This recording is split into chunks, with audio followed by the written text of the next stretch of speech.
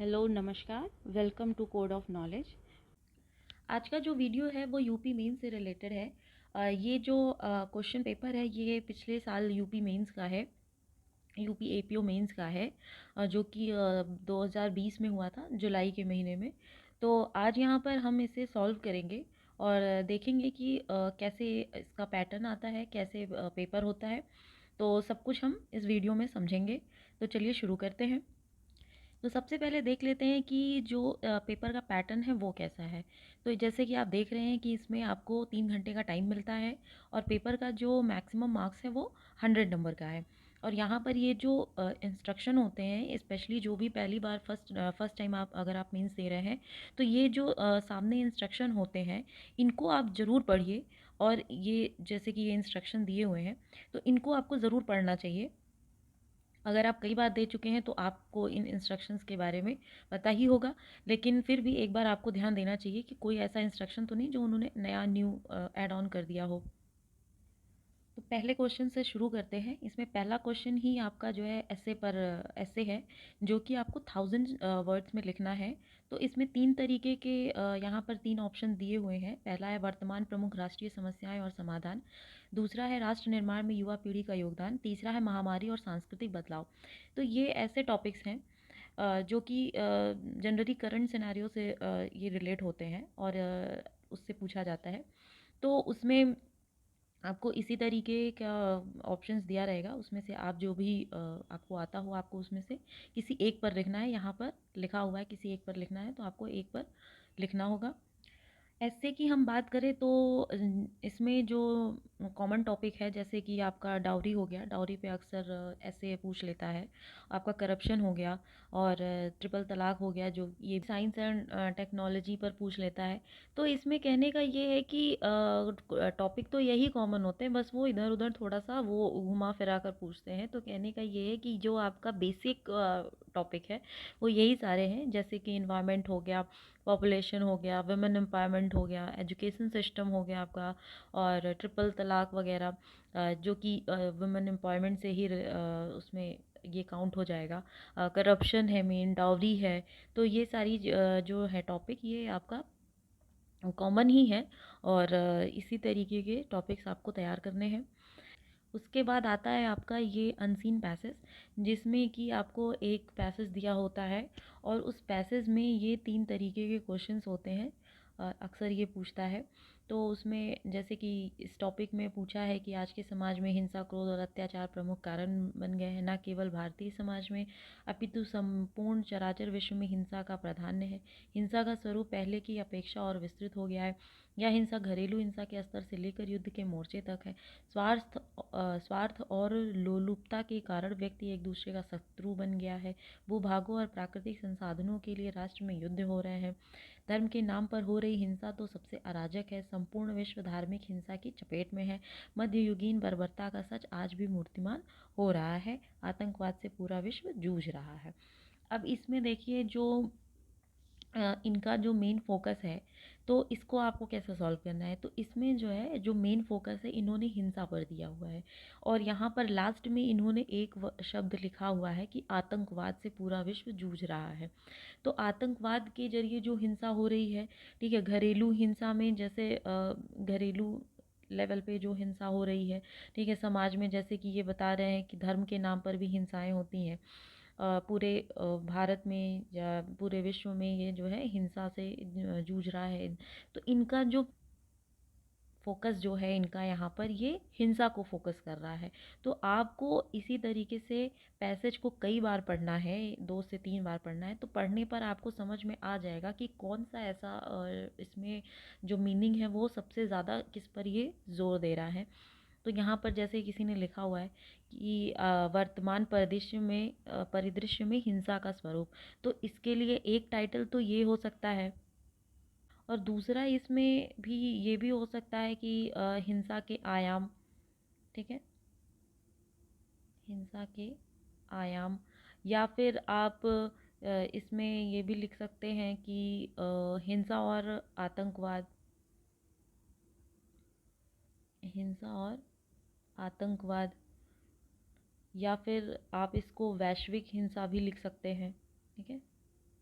वैश्विक हिंसा भी इसको टाइटल दे सकते हैं। कहने का मतलब ये है कि टाइटल आपका जो है वो इससे जुड़ा हुआ होना चाहिए और बहुत बड़ा नहीं होना चाहिए, या तो वो किसी एक शब्द का होना चाहिए, जैसे कि यहाँ पे आप सिर्फ हिंसा भी लिख सकते हैं, या तो इतना ही जुड़ा होना चाहिए, या फिर इतना ही आपको ऐसा लिखना है कि बहुत छोटा हो और वो टाइटल लगे कि ये टाइटल उससे रिलेट करता है। ठीक है, ये हो गया। उसके बाद इसमें आप जो इसमें पूछ रहा है कि संक्षेप में, मतलब आपको शॉर्ट में इस जो हिंसा के बारे में इसमें बता रहा है कि हिंसा से किस तरीके से पूरा विश्व परेशान है, किस तरीके से वो जूझ रहा है। तो इसमें आपको अपना भावार्थ लिखना है बहुत ही कम शब्दों में, क्योंकि नंबर यहाँ पे देखिए 5 है, तो 5 नंबर है, तो इसका मतलब ये हुआ कि ये बहुत ज़्यादा 3 से 4 लाइन में ही आपको इसको लिख कर ख़त्म करना है, बहुत ज़्यादा इसमें समय नहीं लगाना है। उसके बाद यहाँ पर एक जो ये अंडरलाइन वाले कुछ शब्दों को वो अंडरलाइन कर देता है, और इसके आपको अपने शब्दों में व्याख्या करनी होती है कि यह हिंसा घरेलू हिंसा के स्तर से लेकर युद्ध मोर्चे तक है। तो इसको इसका जो आपको अर्थ समझ में आ रहा है उसके हिसाब से आपको लिखना है, क्योंकि ये सिर्फ 3 जो है नंबर का है, तो उस हिसाब से आपको इसे 2 या 3 लाइन में ही लिख कर ख़त्म करना है, बहुत ज़्यादा आपको इसे नहीं बढ़ाना है। अब बढ़ते हैं नेक्स्ट की तरफ। अब देखिए यहाँ से शुरू होता है मेन जनरल हिंदी। तो इसमें सबसे पहला है, तो इसमें सबसे पहले आपको पर्यायवाची बताने हैं, और इसमें जो ये बता रहा है ना, इन पांचों का ना आपको 4-4 लिखना है, मतलब चंद्रमा का 4, सर्प का 4, दिवस का 4, सागर पर्वत सबके 4-4 पर्यायवाची आपको लिखने हैं। ये नहीं कि ऐसा मत समझ लीजिएगा कि इनमें से 4, ठीक है। तो आपको इन सबके 4-4 लिखने हैं। तो जैसे चंद्रमा है तो चंद्रमा का हो गया शशि, हो गया शशांक, हो गया राकापति, हो गया हिमांशु, हो गया मयंक, हो गया कलानिधि, हो गया। उसके बाद सर्प है। सर्प देखिए ये क्या है, ये बहुत फेमस है, ये बहुत सारे एग्ज़ाम्स में आता है और कई बार ये पूछ लेता है, और ये कई बार रिपीट भी रहता है सर्प। तो इसमें सर्प का हो गया भुजंग, हो गया मणिधर, हो गया फणीधर, और सबसे ज़्यादा तो इसमें जो कॉमन है नाग हो गया, सांप हो गया, ये हम लोग कॉमनली यूज़ भी करते हैं। सरीसृप हो गया, और सांप के उसमें विष होता है तो विषधर। तो इससे ये रहेगा कि आप इससे रिलेट रहेगा ना, तो आप इसको याद करने में इसको आपको आसानी होगी। मणि होती है सर्प की, तो मणिधर हो गया, ठीक है। और उसके जो काला रंग होता है इसके लिए उसको भुजंग कहते हैं। तो फन होता है तो फणीधर हो गया, जो मतलब फन को धारण करने वाला। तो इस तरीके से बहुत इजी है, आप अगर जोड़ जोड़ कर पढ़ेंगे तो बहुत आसानी से आपको पर्यायवाची भी याद हो जाएगा। उसके बाद नेक्स्ट है दिवस। तो दिवस के सबसे पहले तो दिन ही आ जाता है, फिर वार हो गया, वासर हो गया, दिन हो गया, दिवा हो गया। तो ये दिवस के पर्यायवाची हो गए। सागर का हो गया समुद्र, पारावार, आब्धी हो गई, बारिश हो गया, नीर निधि, ये सारे जो है सागर के पर्यायवाची हो गए। फिर पर्वत है तो भूधर, गिरि, मेरु। गिरि तो हम लोग सभी बोलते हैं, पहाड़ कॉमनली हम यूज़ करते हैं, और अचल हम यूज़ करते हैं, और भूधर, ठीक है। तो इस तरीके से इसके पर्यायवाची हो गए। अब आप चौथा क्वेश्चन इसमें है कि निम्नलिखित शब्दों के अर्थ लिखकर उनका वाक्य में प्रयोग कीजिए। तो इसमें आपको क्या करना है, पहले इन चारों का आपको मीनिंग बताना है, और उसको मीनिंग को आपको, ठीक है, एक सेंटेंस बनाकर लिखना है उसके साथ में। तो अब यहाँ पर जैसे ये पूछ लिया कि अध्य व्यवसाय के बारे में, तो अध्य व्यवसाय का मतलब क्या होता है, तो अध्य व्यवसाय का मतलब होता है उद्यम, ठीक है, व्यवसाय कोई चीज़। तो इस पे कोई भी शब्द आप बना सकते हैं अपने, लेकिन देखिए शब्द ऐसे होने चाहिए जो कि उसको रिलेट करते हो। ऐसा नहीं है कि आप कुछ भी ऐसे लिख दे रहे हो, जैसे राम, इतना ऐसा भी नहीं लिखना है कि राम खाता है, राम जाता है, ये करता है, वो ऐसा नहीं। आपको ऐसे शब्दों का इस्तेमाल करना है कि वो लगे कि हाँ ये एक स्टेटमेंट था कहीं से। जैसे कि आप अगर ये जैसे हिंदी न्यूज़पेपर आप अगर डेली पढ़ेंगे, और तो उन सब चीज़ों से ना अक्सर ये सारे वर्ड वहाँ पर यूज़ होते हैं, जैसे ये हृदयस्थ हो गया, आभार हो गया, विवेचना हो गया, संकीर्णता हो गई। ये सारे पेपर में जो हिंदी न्यूज़पेपर होते हैं उसमें इन चीज़ों के बारे में लिखा होता है, ठीक है। कई बार आप हिंदी की बुक्स पढ़ेंगे तो उससे आपको आराम से ये छोटे छोटे शब्दों का आराम से आपको मिल जाएगा। तो इससे आप स्टेटमेंट अपना बना सकते हैं। उसके तो जैसे अब मान लीजिए मैं आपको थोड़ा बहुत बता देती हूँ। तो अध्य व्यवसाय हो गया, तो इसमें आप ऐसे भी इसको लिख सकते हैं कि जीवन याचिका का पालन रोजगार या पालन पोषण चलाने के लिए हमें व्यवसाय की आवश्यकता होती है। ठीक है, अगर व्यवसाय नहीं होगा तो आदमी का जो है जीवन कैसे चलेगा। हृदयस्थ का मतलब होता है मन की स्थिति। ठीक है, आप इसको साथ साथ में लिख लीजिएगा, जिससे आपका ये सॉल्व हो जाएगा, मन की स्थिति। तो इसमें भी आप ऐसे लिख सकते हैं कि जिनके हृदयस्थ विचार शुद्ध होते हैं वह सदैव सद्भाव में कार्य करते हैं, या फिर वह व्यक्ति एक कुशल वक्ता हो सकता है। ऐसे व्यक्ति कुशल वक्ता बनते हैं। ठीक है, नेक्स्ट है हमारा आभार। तो आभार जो होता है वो किस कब व्यक्त किया जाता है, क्योंकि आप किसी के प्रति कृतज्ञ हैं, कि मतलब आप उसको थैंक यू बोलना चाहते हैं, धन्यवाद बोलना चाहते हैं, तो उसके लिए आप आभार व्यक्त करेंगे। तो उसमें आप कैसे लिख सकते हैं कि जैसे बहुत सारे आपने इंटरव्यूज़ देखे होंगे जहाँ पर कोई भी स्टूडेंट है जब वो क्वालिफाई हो जाता है उसका एग्ज़ाम, तो फिर वो बोलता है कि मैं अपने माता पिता को आभार देना चाहूँगा, या अपने पेरेंट्स का, या अपने गुरुजनों का, या जो भी मार्गदर्शक रहे हैं।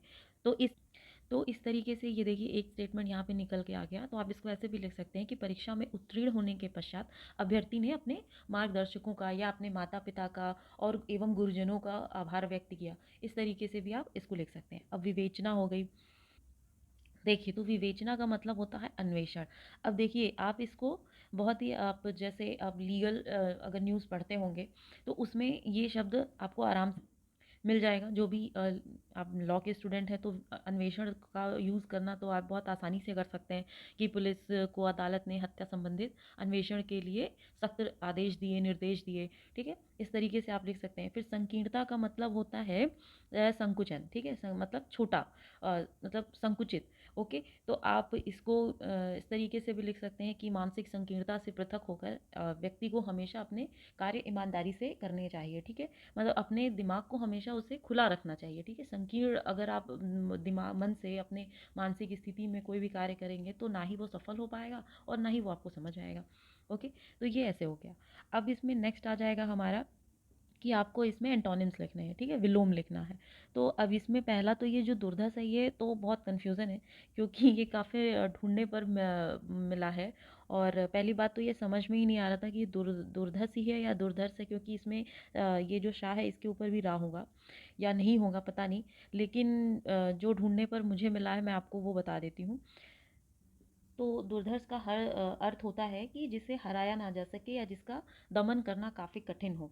ठीक है, तो दुर्धर्ष का जो विलोम शब्द होगा वो सुमेध होगा। ठीक है, मैं लिख के बता देती हूँ कैसे लिखा जाएगा। ये सुभेद्य। ओके, ये होगा इसका मतलब। ठीक है, तो ये जो दुर्धर्ष है ये दुर्योधन से भी इसको जोड़ा जाता है, उनके लिए भी ये प्रयुक्त किया जाता है ये शब्द। फिर उसके बाद नेक्स्ट है हमारा आदि का, लिख लीजिए अंत। उपेक्षा का अपेक्षा, संदेह का निसंदेह, और मर्त्य का अमर्त्य। ठीक, ये हो गया। अब नेक्स्ट क्वेश्चन है हमारा कि इसको शुद्ध रूप में लिखना है। मतलब ये जो शब्द लिखे हुए हैं, ये छठा नंबर, ये गलत लिखे हुए हैं, इसको शुद्ध लिखना है। तो उन्मूलन, ठीक है, उन्मूलन ऐसे लिखा जाएगा। उसके बाद रचयिता है, तो रचयिता को ऐसे लिखा जाएगा। थोड़ी सी मात्रा इधर उधर किया है इन लोगों ने। और मैथिली शरण है तो मैथिली होता है, मैथिली नहीं होता है। आगे शरण सही लिखा हुआ है। उसके बाद है सार्वभौमिक, तो सार्वभौमिक नहीं होता है, सार्वभौमिक होता है। उसके बाद होता है परिदृश्य, तो परिदृश्य नहीं होता है, परिदृश्य होता है, जिसे इंग्लिश में सिनेरियो कहते हैं। ठीक, ये हो गया। अब नेक्स्ट यहाँ पर तत्सम होता है। तो तत्सम इसमें नेक्स्ट लिखना है तत्सम। तो गंवार का जो तत्सम होता है वो ग्रामीण हो जाएगा। ठीक है, उसके बाद काठ है तो काठ का काष्ठ हो जाएगा। पत्ता है तो पर्ण हो जाएगा। भगत है तो भक्त हो जाएगा। ओके, उसके बाद है आँख, तो आँख का अक्षी होगा।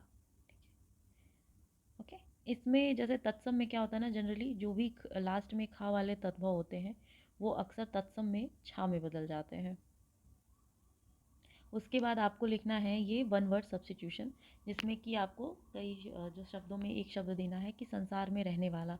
वैसे तो ये बहुत ही मिला नहीं है और मिलना इसका थोड़ा मुश्किल था। वैसे तो मैंने जो मुझे लगता है कि इसका सांसारिक होगा। आप लोगों को अगर ये मिला हो कहीं तो आप इसे ज़रूर कमेंट बॉक्स में लिखिएगा, ताकि जिसे भी मिल गया हो, और या फिर अगर ये सही है तो ठीक, अगर नहीं सही है तो इसका सही जो भी आंसर होगा वो आप कमेंट बॉक्स में लिखिएगा, ताकि उन लोगों को ये पता चल जाए जिन लोगों को नहीं पता है ये, और मुझे भी पता ही चल जाएगा। फिर फिर माता की हत्या करने वाला, तो वो हो जाएगा मातृहंता। पिता की हत्या करने वाला पितृहंता। ठीक। काम करने में मग्न जो होगा, ठीक है, उसका हो जाएगा, ठीक है, तल्लीन। फिर निंदा करने वाला निंदक। उसके बाद स्तुति योग्य है तो ये स्तुत्य हो जाएगा। ये हो गया हमारा वन वर्ड। अब इसमें लिखना है कि निम्नलिखित वाक्यों को शुद्ध करना है। तो इसमें जैसे पहला लिखा हुआ है कि मैंने अनेकों बार प्रयाग की यात्रा की, तो अनेक अपने आप में ही है, ठीक है, ये बहुवचन हो गया, तो इसमें अनेकों लिखने की ज़रूरत नहीं है। तो इसमें जो है आपका ये अनेक हो जाएगा और बाकी सेंटेंस ये सही है। तो ये ऐसे लिखा जाएगा कि मैंने अनेक बार प्रयाग की यात्रा की है। दूसरा है कि कर कंदुक में पाद प्रहार का महत्व है। अब इसमें सबसे इम्पॉर्टेंट, आप इसको अगर पढ़ेंगे तो पाद प्रहार, तो पाद प्रहार का मतलब होता है किक, कर मतलब होता है हाथ, तो कंदुक मतलब हो गई बॉल। ओके। तो अब कर कंदुक में किक की ज़रूरत तो होती ही नहीं है, ठीक है, तो उसमें कर किक किस में लगेगा, फुटबॉल में। तो फुटबॉल के लिए तो यहाँ पे ये कर कंदुक की जगह हो जाएगा पद कंदुक, ठीक है, ये ऐसे हो गया। तो इसका सही वर्ड हो जाएगा पर पद कंदुक में पाद प्रहार का महत्व है। अब नेक्स्ट है तुम मुझे 5 गेंदें दे दो। तो इसमें गेंद को सही करना है कि तुम मुझे 5 गेंद दे दो। तो यहाँ पर यह है कि वहाँ जाने से देखा कि घर खाली था, तो यहाँ पे जाने से नहीं होगा, वहाँ जाने पर देखा कि घर खाली था। उसके बाद आएगा कि राम सीता लक्ष्मण वन गए। तो वैसे ये क्वेश्चन तो इतना रिपीटेड है कि मुझे लगता है बच्चे आराम से इसको कर लेंगे। तो इसका सही वाक्य होगा राम लक्ष्मण और सीता वन गए थे। ये कई बार यूपी पीसीएस में और कई जगह ये रिपीट होता ही रहता है क्वेश्चन। अब आता है आपका मुहावरों की बारी। तो मुहावरे में पहला है इसमें आँख पर पर्दा पड़ना। तो इसका मतलब होता है असावधान होना, ठीक है। उसके बाद है ये बंगले झांकना। तो इसका मतलब होता है उत्तर ना दे सकना। 1-1-11 होना, संगठित होने पर शक्ति बढ़ना। नक्कार खाने में तूती की आवाज़, इसका मतलब होता है महत्वहीन बात, मतलब कि जैसे किसी बड़ी बात के आगे किसी छोटी बात का कोई महत्व ना होना, ठीक है। दूसरा है तूती बोलना, धाक जमना या प्रभाव। वो आप कई बार आपने सुना होगा ना कि उनके इस काम की तूती बोलती है, तो ये इसका यही मतलब होता है कि उनका काम इतना प्रभावशाली है कि वहाँ पर उनका धाक जमता है। ओके। फिर नेक्स्ट है आपका कि आपको कथनों पर विचार करना है कि ग्रामीण क्षेत्रों में आवागमन के साधन की उपलब्धता से ही विकास संभव है। तो देखिए पहली बात तो ये क्वेश्चन 5 नंबर का है, तो इसमें आपको बहुत ज़्यादा अपना टाइम नहीं देना है, और क्योंकि उसके बाद आपको लेटर लिखना है जो कि 10 नंबर का है, तो ये ज़्यादा इंपॉर्टेंट है। तो ये 5 नंबर के क्वेश्चन में, तो इसमें जब भी आप अपना कोई कथन व्यक्त करें और नंबर बहुत उसमें कम मिलना हो, तो आपको हमेशा उसकी पॉजिटिविटी के बारे में बात करना है, ना कि आपको उसमें अपना नेगेटिव सिनेरियो बताना है कि ऐसा हो सकता है या ऐसा नहीं हुआ तो ऐसा हो जाएगा। आपको सिर्फ और सिर्फ उसकी पॉजिटिविटी को बताना है कि हाँ सच में अगर ग्रामीण क्षेत्रों में आवागमन के साधन अगर सही हो जाएंगे तो वो शहरों से कनेक्टिविटी उसकी आसान हो जाएगी। दूसरी चीज़ ये हो जाएगी कि शहरों जो ग्रामीण क्षेत्र हैं वो डेवलप होने लगेंगे, और फिर जो शहरों में जो जनसंख्या बढ़ रही है वो कम हो जाएगी। लोग गांव से शहर की तरफ पलायन नहीं करेंगे, और जब डेवलप होगा, अच्छे स्कूल खुलेंगे, सड़कें जो है अगर अच्छी होंगी तो अच्छे स्कूल भी बन सकेंगे, जिससे कि लोगों को रोज़गार भी मिलेगा। मतलब कहने का ये है कि आपको इसको 5-6 लाइन में इसकी पॉजिटिविटी को बताकर और यहाँ पर इसे ख़त्म करना है।